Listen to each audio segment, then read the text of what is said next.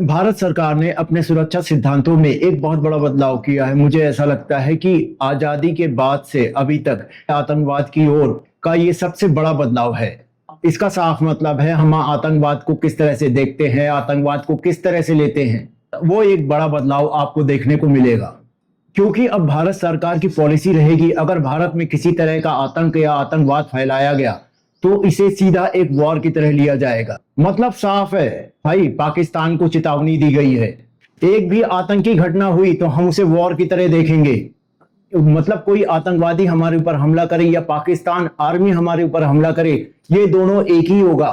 आप खबरें देख सकते हो, भारत सीधा कहता है कि भविष्य में होने वाली किसी भी आतंकवादी घटना को सीधे युद्ध के तौर पर लिया जाएगा। इसका एग्जैक्टली मतलब क्या है, चलिए समझते हैं। भविष्य में होने वाले आतंकवादी हमलों को लेकर भारत सरकार ने अपने सिद्धांत बदल दिए हैं। ध्यान रखिए, ये कोई सांकेतिक चेतावनी नहीं है, ये बेसिकली रीडिफाइन करता है भारत का जो रेड लाइन है ना, सिक्योरिटी को लेकर जो विस्तार सीमा है, हर चीज के लिए यहां एक रेड लाइन तय कर दी गई है। अभी तक भारत सरकार द्वारा देखा जाता था, अच्छा ये छोटी घटना है चलो इसको रहने देते हैं, ये बड़ी घटना है चलो इसको वार्निंग दे देते हैं। लेकिन ध्यान रखिए, अब ऐसा नहीं होने वाला। साफ साफ सरकार ने बोला कि अगर अब हम पे आतंकी हमला करोगे तो सीधा ये एक्ट ऑफ वॉर होगा। ये क्यों कहा गया, चलिए जानते हैं इसके पीछे क्या क्या हुआ।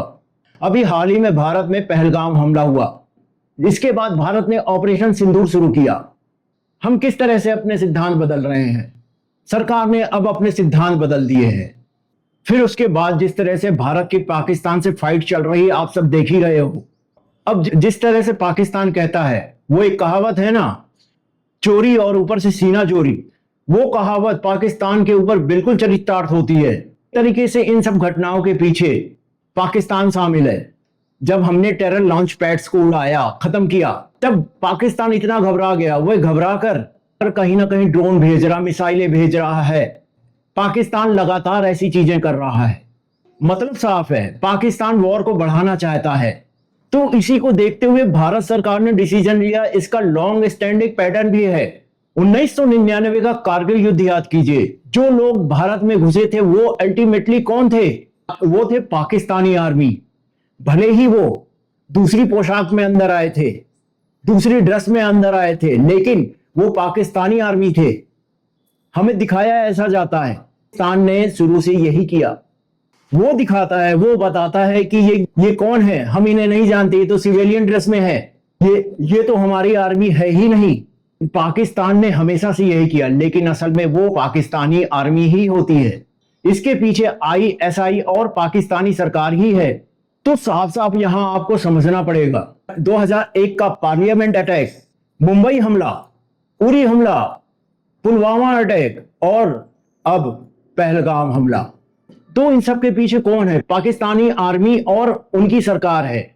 ये सारी चीजें करते रहेंगे और भारत कुछ नहीं बोलेगा। इनको लगता है आतंकवादी हमलों को भारत नापेगा, देखेगा ये छोटा हमला है या ये बड़ा हमला है। अब से बिल्कुल ऐसा नहीं होगा, ईंट का जवाब पत्थर से दिया जाएगा। और तो और यहां भारत ने एक बड़ा प्रूफ भी दिया है। ऑपरेशन सिंदूर के तहत हमने जो टेरर लॉन्च पैड्स खत्म किए, तबाह किए, 5 मोस्ट वांटेड आतंकवादियों के नाम भी सामने आए हैं जो मारे जा चुके हैं। और जब इन मोस्ट वांटेड आतंकवादियों का जनाजा निकला, आप देख सकते हो इन जनाजों के पीछे पाकिस्तान आर्मी कैसे जा रही है।